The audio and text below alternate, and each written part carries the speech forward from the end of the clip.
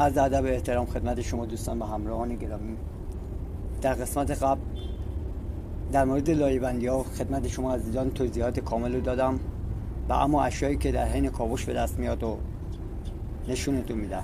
دقت کنید دوستان، توی گلای پخته آثار زغال دیده میشه و تک استخوان‌های پراکنده و تک سفال‌هایی که در مسیر کاوش به دست میاد و سنگ‌هایی که در طول مسیر به دست میاد که شما عزیزان باید خیلی توجه داشته باشید وگرنه هدف رو گم میکنید. خیلی وقتها حفارها به نتیجه نمیرسن چون این نوع سنگ‌ها رو بی توافت پرتشون میکنن بیرون و از کنارشون رد میشن. باید تمام این نشانه ها رو با دقت بررسی کنید عزیزان وگرنه به نتیجه نمیرسید. حالا تک استخوان هایی که در حین کاوش برای انسان هسته و به صورت پراکنده هسته، مثلا میگم یک انسان از قسمت سر تا قسمت نوک پا در مسیر کاوش به دست میاد که قسمت سر در بالاترین سطح زمین هسته و نوک انگشتان در پایین ترین نزدیک به دفینه هست، یا آخرین نقطه‌ای که نوک انگشتان پا هسته، نشانه های دیگر مثل این سنگ ها یافت میشه.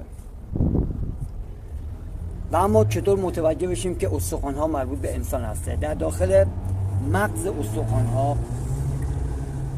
به حالت لانه زنبوری و شبکه‌ای هسته. دقت کنید دوستان، این برای قسمتی از جمجمه سر هسته و فک انسان و لگن پا و بقیه استخوان ها که در مسیر کاوش به صورت تیکه تیکه یافت میشه.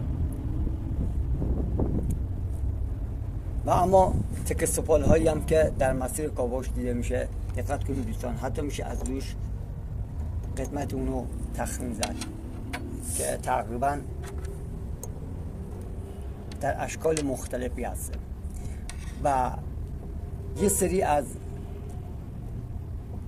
مثل حالت خورده آجر در مسیر کاوش شاید شما عزیزان دیده باشید که اینها رو برای استحکام لایه‌های خاک انجام میدادن، ولی تک سفال برای استحکام لایه خاک نیست چون که پخته شده است، به هیچ خاکی به اصطلاح بنایی جوش نمیخوره، ولی با حالت خورده آجوری که میریزن اونا رو برای استحکام اون ملاتشون انجام میدادن که در مسیر کاوش این اشیا به دست میاد.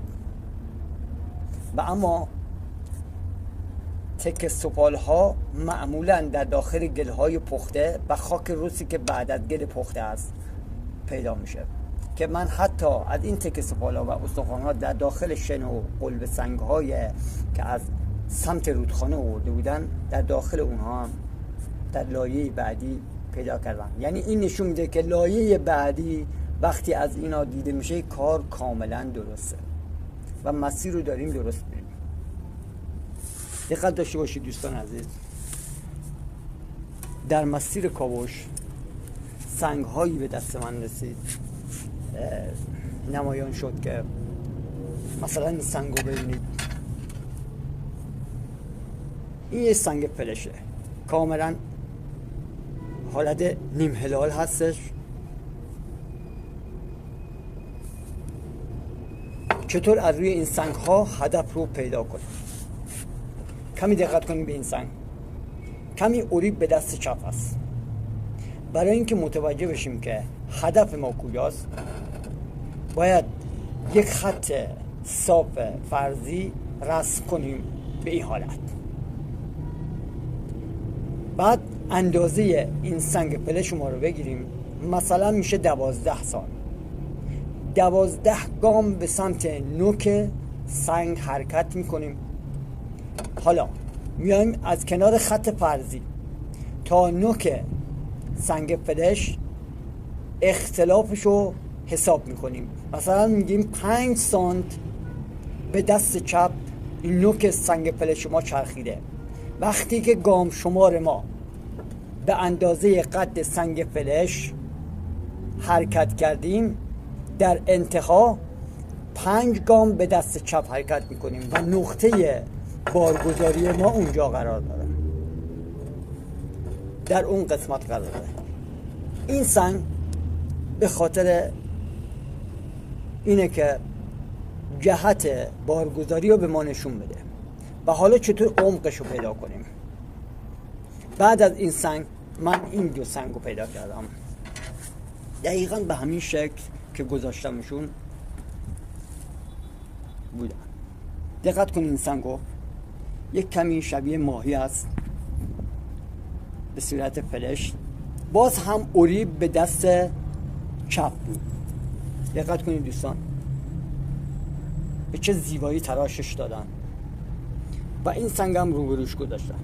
یعنی شما مسیر رو مستقیم به سمت پایین باید برین، باز هم به دست چپ همانند سنگ فلش مسیر دارید که دقیقا اینجا که به شکل چشم ماهی هسته یک مثلث دارید که در مسیر دالان ما میتونه هم علامت هشدار دهنده باشه، هم میتونه یک سرمال باشه، یا هر دو با هم. و اما مطلب بعدی چطور عمق و طول مسیر رو یک بار دیگه یک سنگی به صورت سنگ پا در اومد. دقت کنید دوستان، از نمای بالا میگیرم و 2 حالت اسکنوار روی اون ایجاد شده و اگه بخوایم از پشت نشونش بدیم مثل کف پا. این سنگ سومی بود که به دست اومد که از پشت پاشنه پا تا پایین متراژ میگیریم، عمق کار ما به دست میاد و جهت نوک پا مسیر دالان هسته و اندازه قد پا طول دالان هست. و مطلب بعد که این سنگ هرمیشک به دست اومد، کاملا تراش خورده، زیبا و از هر زاویه تراش خورده، 1 زاویه، 2 زاویه، 3 زاویه و 4 زاویه تراش خورده، کاملا تراش خورده و زیبا که بیانگر اینه که مسیر کار درسته و محوطه باستانی قرار داره. و به این سنگ دقت کنید، کاملا پله‌ای شکل و در این قسمتش به صورت یک کانال.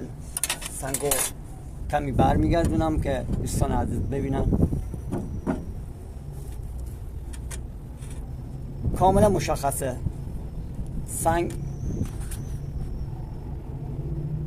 یک مسیر دالان مانند به ما داده. شیارشو کاملا دقت کنید دوستان، از این قسمت 2 سانت، یعنی از قسمتی که سنگو پیدا کردین یک حالت پلو مانند روش هست. شما موقعی که این سنگو پیدا میکنید از نقطه‌ای که سنگو پیدا کردید بعد از این 2 سانت یعنی 2 متر که کاوش کردید بعد از سنگ میخورید به یک پلم در کف. با برداشتن پلم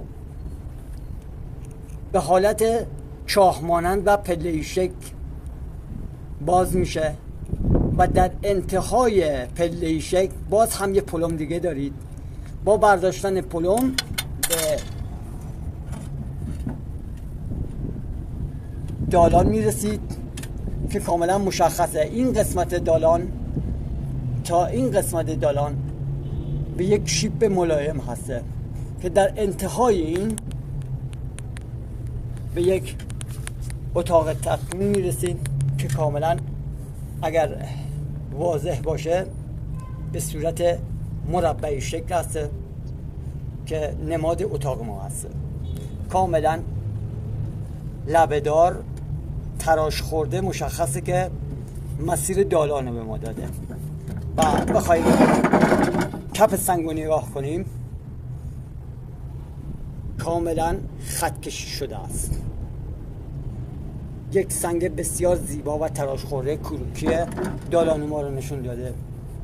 دقت کنید دوستان، این مسیر دالان و این قسمت ها هم مسیر چایی که داریم به صورت پله شکل به اینجا رسیده و از این قسمت باید ورود کنیم به داخل دالان و مسیر رو طی کنیم تا برسیم به اتاق، که دقیقا هم این در راستای خود اتاق قرار گرفته بود. یعنی با اختلاف 12 متر اونورتر روبروی اتاق و در پایین ترین سطح از خاک، یعنی در عمق 4 متری یافت شد. و اما مطلب آخر، نماد خود اتاق. کاملا زیر این سنگ رو نگاه کنید، هلالی شکل و یک حالت اسکنوار اینجا دیده میشه. یعنی شما به اتاقی میرسید که درب ورودی به این شکل خواهد بود، کاملا زیر سنگ تراش خورده و هلالی شکل. دقت کنید دوستان، از نزدیک میگیرم. شما باید این سنگ ها رو کاملا با دقت بررسی کنید دوستان عزیز، که نوک کلنگ رو نزنید، قلپی بکشید بیرون بعد بگین قسمت ما نبود و شانس ما نبوده. نه دوستان عزیز، باید با دقت کاوش کنید. سنگ هایی که از دل خاک میاد بیرون باید بدونید جهتشون کدام وریه. هر سنگ رو پرت نکنین بیرون. شما دارین زحمت میکشید، وقتتون میذارید. دقت کنید اینجا یه مدل سنگ های دیگه هم هست، البته اینا برای جای دیگه است، در همون قسمت معبده، چون که چند تا بارگذاری مجزا، معماران باستان بسیار باهوش بودن، تمام تخم مرغاشون داخل یک سبد نمیذاشتن. چند تا اتاق مجزا طراحی کرده بودن که من یکی از اتاقها رو گرفتم. دقت کنید دوستان، انگشتش هست، به چه زیبایی طراحیش کردن. به این شکل، اگه بخوایم به این شکلی هست. این انگشت شسته که اشاره داره به کار. و از قبیل این سنگ ها دقت کنید دوستان، باز هم اشاره داره به کار. یا سنگی به این شکل، باز هم به کار اشاره داره. و انگشت اشاره کاملا به این شکل. شما این سنگ ها رو باید دقت کنید که اگر از جای خودش کنده بشه دیگه متوجه نمیشین کدوم جهتی بود. و مثلا سنگ های شکل جمجمه انسان، کاملا مشخص چشم ها و قسمت صورت، اینها همه جهت دهنده هستن، کروکی هستن دوستان عزیز. یا مثلا این سنگ رو نگاه کنید، به صورت سنگ پلش هستن. و این سنگ دیگه البته برای قسمت دیگه ای بود، این هم به صورت شکل پا است، برای یه بارگذاری دیگه است که متاسفانه بید مکانیکی اونو از دل خاک کشید بیرون و متوجه نشدم که به چه شکلی. دوستان عزیز، در مسیر کاوش کاملا دقت کنید و چون دارین زمانتون رو میذارین برای این کار، انرژیتون رو میذارین، به سنگ هایی که از دل خاک بیرون میاد کاملا دقت کنید تا بتونید موفق بشید. شاد و پیروز و موفق باشید دوستان.